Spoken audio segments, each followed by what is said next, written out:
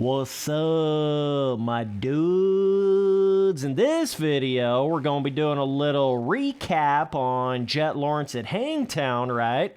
So, Jett Lawrence, ice cold, too cold, bro. Why you got to do him like that? Oh, man. Oh, man. Not again.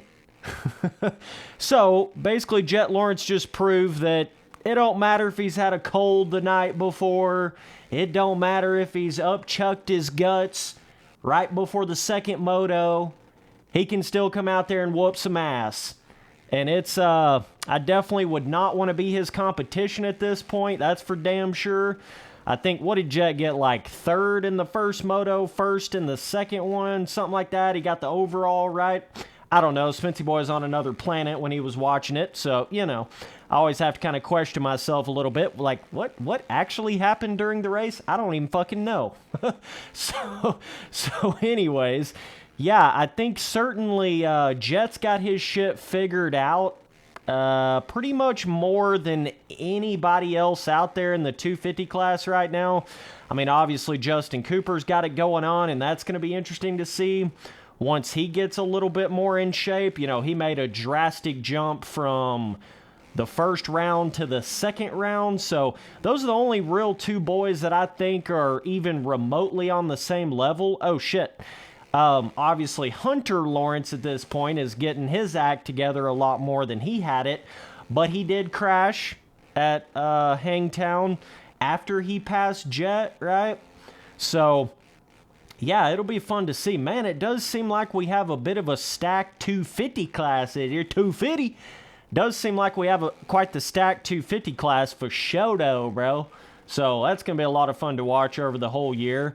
Yeah, so I feel like with Jett, I mean, he does have a 250 motocross title. He does have a 250 supercross title at this point. So there really is no denying what Jett is doing, you know. He's obviously got some insane riding style, technicality on the bike, movement on the bike that I don't think a lot of these other guys can even tap into. Apparently, Spency Boy can't tap into it either. Oh, man. Dude, this Hangtown replica on Reflex is legit, bro. This shit's got some fatty jumps, fatty roughness. I tried to replicate the Lawrence, the new Honda, you know, the throwback with the gold rim style shit right here. But, yeah, so, you know, obviously Jett Lawrence is a lot different of a rider now than he was when he first came into the scene.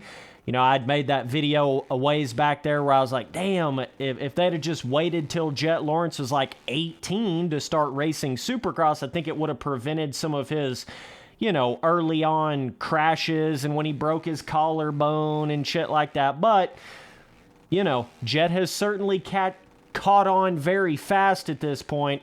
A lot faster than most dudes do, you know. Damn, this roughness, boy. Spency Boy gonna have to get used to this again on Reflex. Man, see that right there? To some of you guys, whenever I talk about, like, in these newer MXGP games, these newer milestone games, when I say stuff like the roughness ain't even big enough to flip your bike over, you know, that's what I mean. Like, it is just totally different on Reflex, especially on Reflex custom tracks that really come in here and make this roughness and ruts. It's a whole nother level, to say the least. But yeah, so definitely let me know down in the comments how good you guys think Jett's going to do this year in motocross. I know there was a lot of people that sort of predicted that he would you know, go like 24-0 after the first round, but you know, when you get these full series, it is very difficult for these guys to stay that consistent over the entire series without having any sort of up and down, you know? Seems like they just about always will have some level of up and down throughout the series, and we've already seen that with Jett with this sort of cold sickness that he had, right? Still gets the overall, so that's pretty big deal. It is interesting, and I know they mentioned this on the broadcast. You know, sometimes when you get some of these really fast guys that kind of get like under the weather before a race or whatever, it's funny how there is a little bit of a mind game they can play where, but they basically have to be the most dominant guy out there to even be able to do this. But what they can basically, in a nutshell, do sometimes is they can act like they're a lot more sick than they really are, kind of like almost playing possum in a sense, you know?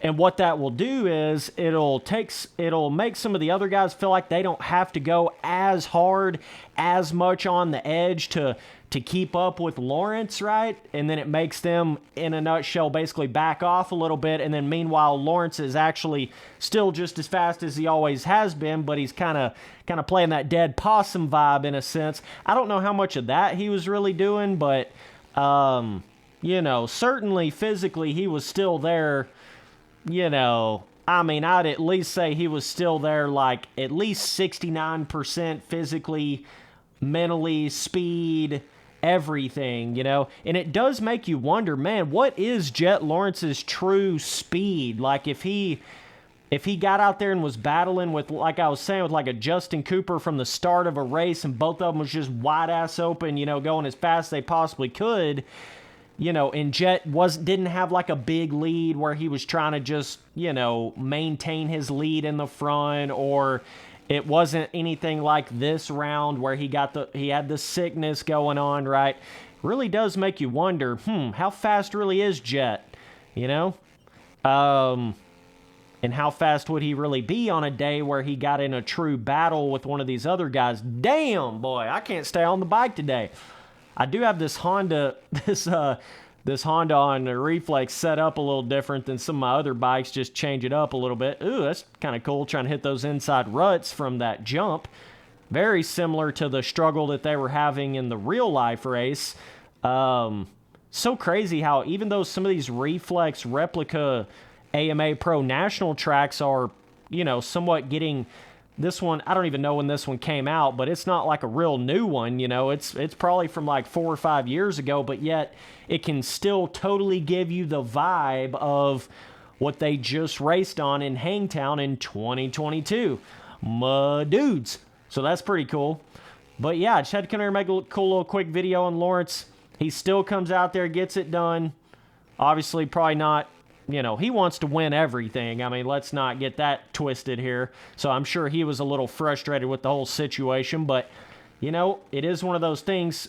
It is interesting. I'm sure Jett Lawrence does probably more fanfare than just about any of the other riders, which is a really good thing for the sport and everything like that. But it also does open you up to probably some more catching more things like little random colds and shit like that, because you're around so many more fans and giving out donuts and, you know, all the shit that Jett Lawrence does. I don't know how much of a part that really played in it, but, yeah, all these guys do seem to come down with some sort of a cold at some point in the season. I mean, it just seems like, especially in Supercross, it just seems like a lot of these guys do kind of go through that from time to time, but Jett Lawrence still looked pretty good on the bike. I mean...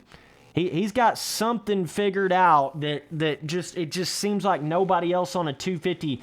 I mean, maybe like Austin Forkner had that back when he damn near won every single race in Supercross, but Forkner obviously has not been able to get back to that level since then. Justin Cooper might have been able to tap into that sort of next level vibe just a little bit here and there, you know.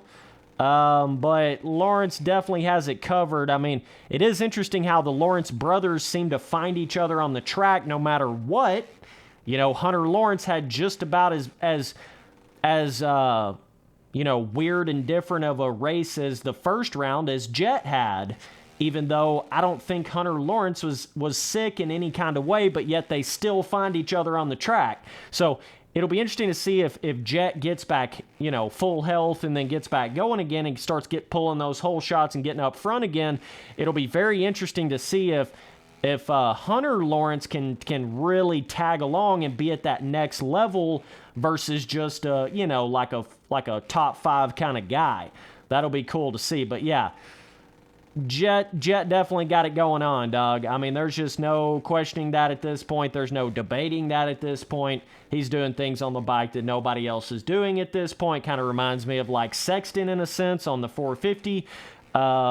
You know, they've just got a certain and I didn't think Jett was going to be able to figure that out that quick. Because when he first got into Supercross and just everything, he was a lot more sporadic. You know, he was a lot more of your typical, like from the amateurs up into, oh man, I didn't know if I was going to pop off right there.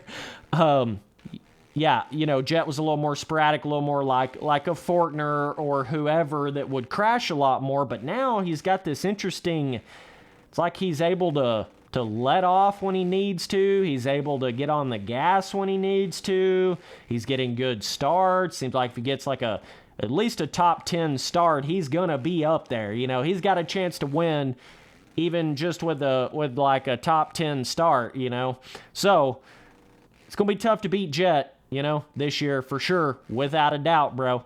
But either way, man, appreciate you guys watching all the videos. Later, dudes.